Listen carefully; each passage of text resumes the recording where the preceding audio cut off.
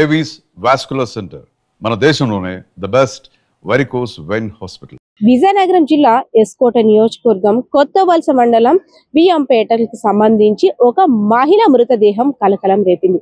అది కూడా దారుణ హత్య. ఒక్కసారిగా అక్కడ అవాక్కైన పరిస్థితి. గ్రామస్తులంతా కూడా రాత్ర వాళ్ళతో సరదాగా మాట్లాడిన దూదిరామ్ అనే మహిళ, సుమారు 54 సంవత్సరాలు గల మహిళ. రాత్రి అంతా అక్కడ మాట్లాడుకున్నాం. ఎందుకంటే వార్డు మెంబర్గా ఆ మహిళ ఉంటుంది కాబట్టి వార్డుకి సంబంధించిన విషయాలన్నీ మాట్లాడుకున్నాం. రాత్రి చలి ఎక్కువగా ఉంది కాబట్టి ఎవరింట్లో వాళ్ళకి తొందరగా వెళ్ళిపోయాము. సో తెల్లవారి చూసేసరికి దూది రాము రక్తపు మడుగుల్లో ఉంది. అది కూడా భయానిక పరిస్థితుల్లో. తన ఒంటినున్న బంగారం కూడా కనబడట్లేదు. ఇదంతా ఎవరు చేశారు, అసలు ఎందుకు చేశారు, ఎలా చేశారు? పోలీసులు సమాచారం అందుకున్న తర్వాత ఘటనా స్థలానికి చేరుకున్నారు. అక్కడ జరిగిన తీరునంతా కూడా పరిశీలించారు. దాదాపు మహిళ ఒంటిపైన 4 నుండి 5 తులాలు బంగారం ఉండాలి. అది కూడా బాగా కొట్టి లాగేసినట్టు అక్కడ పరిస్థితి కూడా కనిపిస్తుంది. రక్తపు మడుగులు కూడా ఉన్నాయి.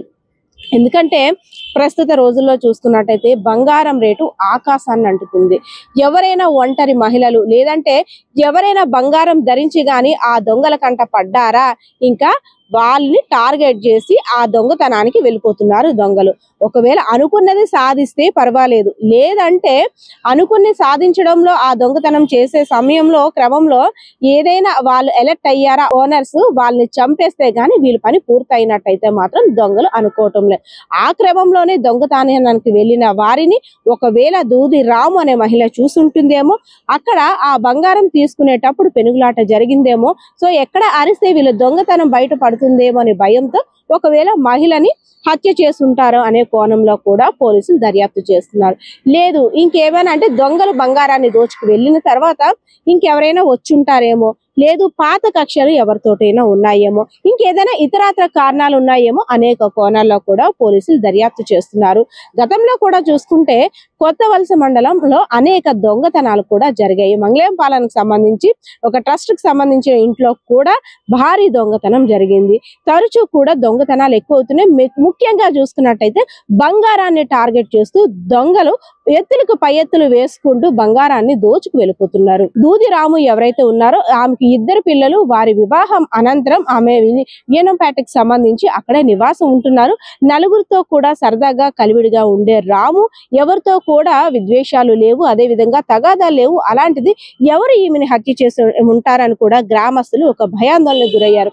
ఎందుకంటే ప్రశాంతమైన వాతావరణంలోని దొంగతనాల గురించి భయపడుతుంటే ఇంకా హత్యలు కూడా అసలు ఇంట్లో ఎలా ఉండాలి, సేఫ్ లేకుండా పోయింది.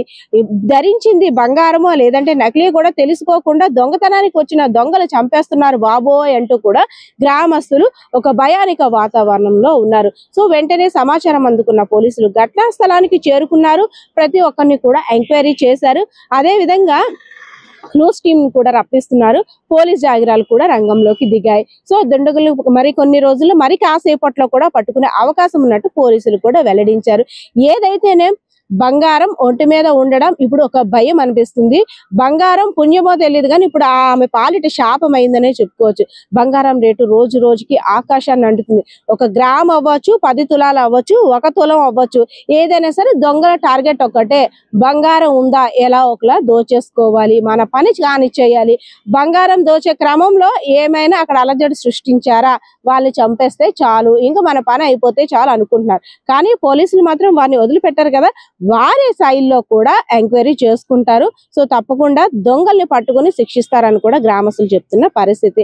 ఏదైతేనే ఒంటరి మహిళలు అలర్ట్ గా ఉండాలి అనడానికి ఇది కూడా ఒక ఉదాహరణగా చెప్పుకోవచ్చు. కెమెరా పర్సన్ బాలకృష్ణతో Padma, I dreams media, Vizianagaram.